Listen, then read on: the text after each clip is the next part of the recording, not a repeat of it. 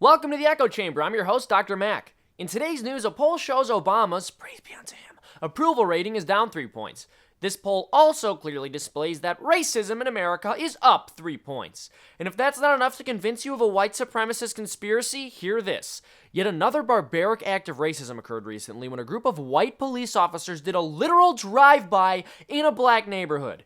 Here to talk about it, we have a real black person and a dirty Uncle Tom. I think police brutality is a serious issue and can certainly be racially motivated. But in the media, you almost all seem to overlook the idea that it could be an issue of government power. And I think you're overplaying race and exaggerating events here. I mean, it wasn't a literal drive-by, and the police officer was actually black.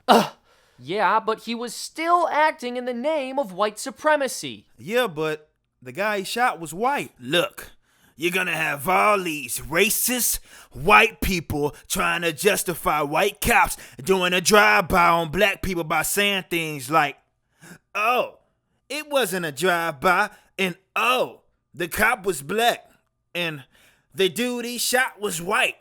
But that doesn't mean this wasn't a white supremacist hate crime. Really? That's something only racist white people would say? Then why would I say it, genius? That's cause you're a racist white person. You honky! Cracker. I'm not saying race is never a factor here.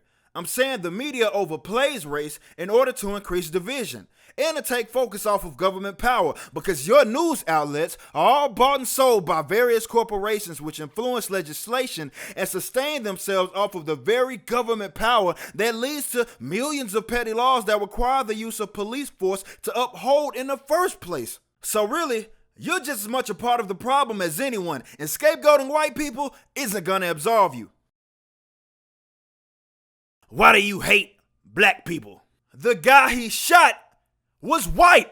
You didn't answer the question, Julius. Typical racist, dodging questions. Just because a black guy shoots a white person doesn't mean it wasn't a hate crime against black people. Literally, it does though. You are so uneducated. Black people are behaving in the interest of white supremacy when they kill people. The skin color of the victim is irrelevant. That's right. In fact, this disturbing trend of black people shooting white people proves white supremacy and anti-black hate crimes are on the rise. It's really so hard for me to see these kinds of stats and still feel safe, Mac. What?